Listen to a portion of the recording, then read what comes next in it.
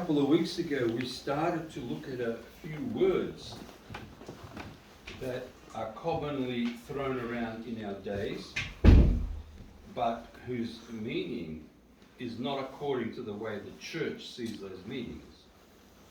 If you recall, we talked a little bit about fear, and we said that the Orthodox understanding of fear is that it's the triumph of, or the belief of the triumph of evil, which is very different to the sort of way that people seek fear today. Then a week after we talked about peace. Again, a word thrown around so often today, but its understanding from the Orthodox point of view is not the same, because Christ said, I came not to bring peace to the world, but the sword. In other words, the idea of warfare against evil, against the passions, against all those who contradict the teachings of the church and go against them knowingly. Not that we set out to do them harm, but we war against them so that they do not overwhelm society. There is another word which is thrown around today. It's called opinion. Opinion. When I was in high school, the subject which gave me the most trouble was English. I just couldn't understand why my marks in English were always so bad. And it was only when I went to university that things fell into place and I was able to do those sort of things in English which gained high distinctions. What I found out was that in high school they don't teach you English, but when you're asked to do essays and all those sorts of things and give talks, what they're looking for is your opinion about things. As a baptized Orthodox Christian, even though I didn't know theology very well then, the heart nevertheless points out that there's something wrong when you write down your opinion and present it to others, because in the hearts of Orthodox Christians, we don't seek opinion, we seek truth. Truth. In other words, that which is from God, which is the real thing, the real situation, and not some opinion. Saint Theophan the Recluse, whose books, particularly the one Spiritual Life and How to Be Attuned to It, is a must for you, and you should be reading it and rereading it and putting it into action. He said, opinion is the lowest form of human knowledge. The lowest form of human knowledge.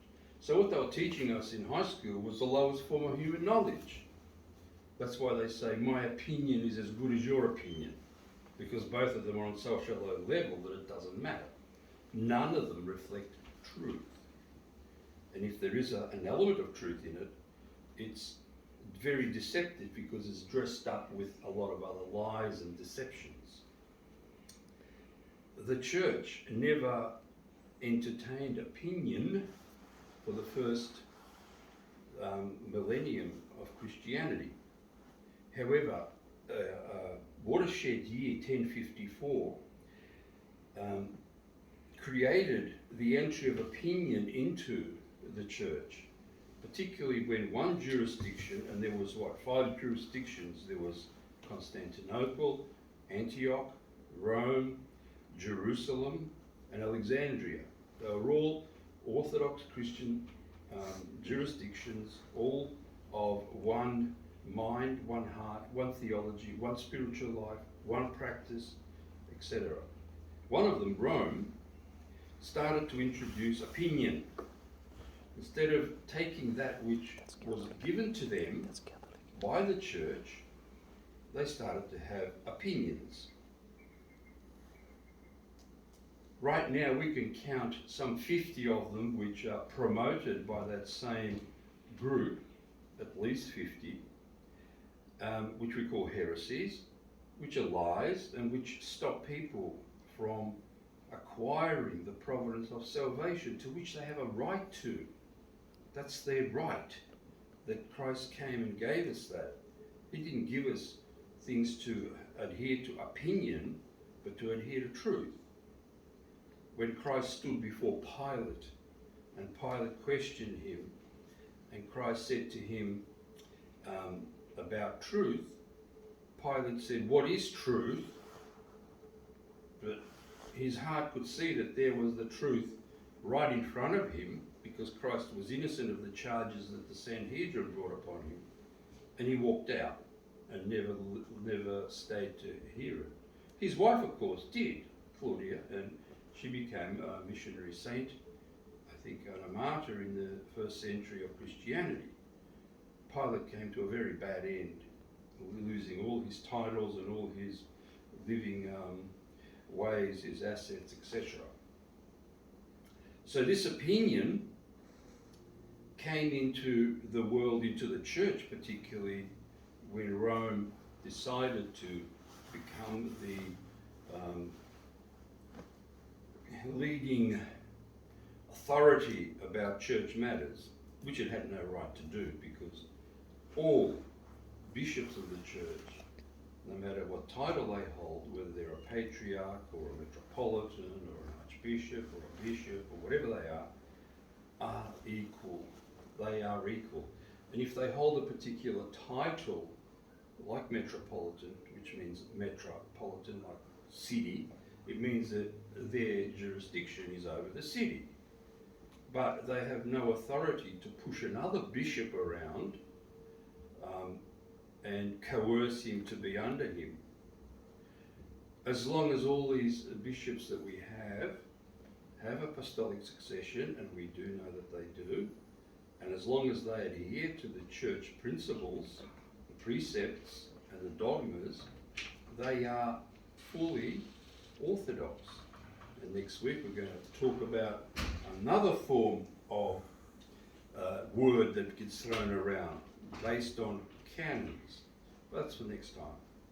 In the meantime, this opinion business is destroying people, particularly in the West, because it is the substance upon which human knowledge is based, the lowest form of human knowledge, opinion.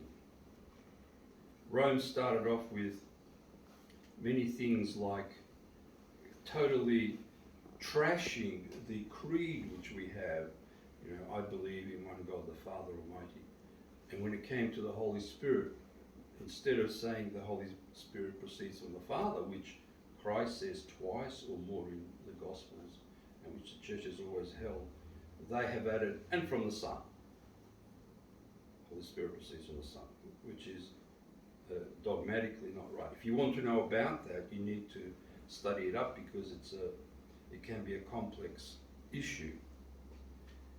And there were many other things like that, particularly the one that's most hurtful is to do the opinion about the Mother of God, that she was conceived immaculately. In other words, she was zapped before she was born to be incapable of sinning.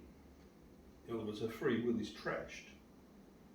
So what's the virtue then? If you're born like a zombie like that, like a robot, incapable of using your free will to live a virtuous life, what is there to praise about it? Nothing. It's like praising a fish because it swims. You know, what's the big deal? It's what it's zapped, you know, when it's still caviar to be able to swim. Or a bird can fly. You know, it's part of its nature. The nature of the Mother of God was not to be moulded like that, because that would have created a new creature altogether. Whereas she was fully human like you and I, born in a fully human way like you and I, subject to the same passions and problems in life as you and I, but using her free will using her spiritual strength, she never succumbed to any temptation or any sinful inclination, and we call her immaculate on account of that. She becomes for us a great model of virtue, able to stand up to the fallen nature, to raise above it and overcome it and acquire holiness, great holiness.